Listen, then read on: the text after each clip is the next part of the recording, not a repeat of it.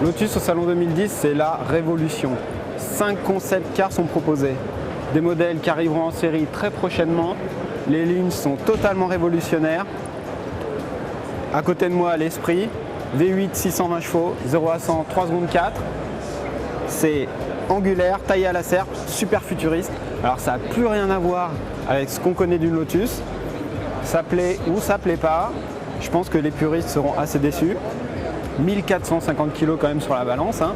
Chez Lotus, on est quand même habitué plutôt à la moitié. Partie arrière, beaucoup de carbone, des feux assez fins, double échappement central, gros diffuseur sport. C'est le nouveau style Lotus, c'est une révolution. Est-ce que ça marchera ou pas? Seul l'avenir nous le dira.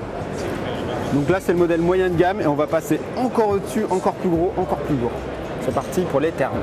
Alors les ternes, ça reste un concept car, c'est une berline. Tiens, étonnamment, Aston Martin s'est mis à la berline, Porsche cartonne avec sa Panamera, et ben Lotus s'y met aussi.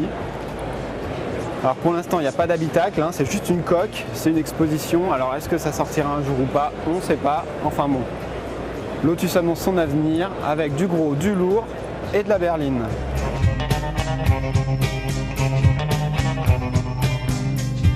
Un modèle encore lourd, 1620 kg. Bon, il y a 620 chevaux sous le capot. Mais voilà, c'est pas la philosophie Lotus, c'est pas la philosophie de Colin Chapman. On était habitué à des poids divisés par 2. Voilà, c'est une grosse GT standard qui plaira aux Américains, ça c'est sûr.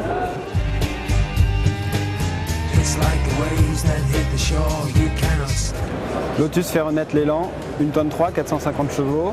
Les lignes, eh ben, ça se confond un peu, c'est un peu style l'épopée russe, hein. On confond un peu tous les modèles. Taillé à la serre, très angulaire, très fin, très allongé. Alors la partie arrière ressemble un peu à l'ancienne, mais il faut vraiment se l'imaginer. Couvre-capot en carbone, écope latérale en carbone, rétroviseur. Et puis on passe à l'hélice, hein, le modèle emblématique de la marque. Et on passe aussi au-dessus de la tonne, 1095 kg. Alors, il y a 320 chevaux, mais bon, la philosophie de Lotus, c'est quand même de faire d'ultra léger. On était habitué à 700, 800, 850, 900 kg sur les premières, deuxième génération. Là, encore plus de poids. Bref, c'est pas l'idéal sur le circuit. Alors on note que les phares sont très très fins, tout petit capot. Le gabarit est quand même assez restreint. La partie arrière est un peu plus imposante. Tout le toit en carbone pour abaisser les masses. Là on note un trait assez futuriste qui commence au niveau de la poignée de porte en carbone et qui se prolonge jusqu'à la partie arrière du coffre. C'est assez joli. Puis les feux très futuristes, très fins pareil toujours. Le diffuseur en carbone avec des touches d'aluminium et un échappement central.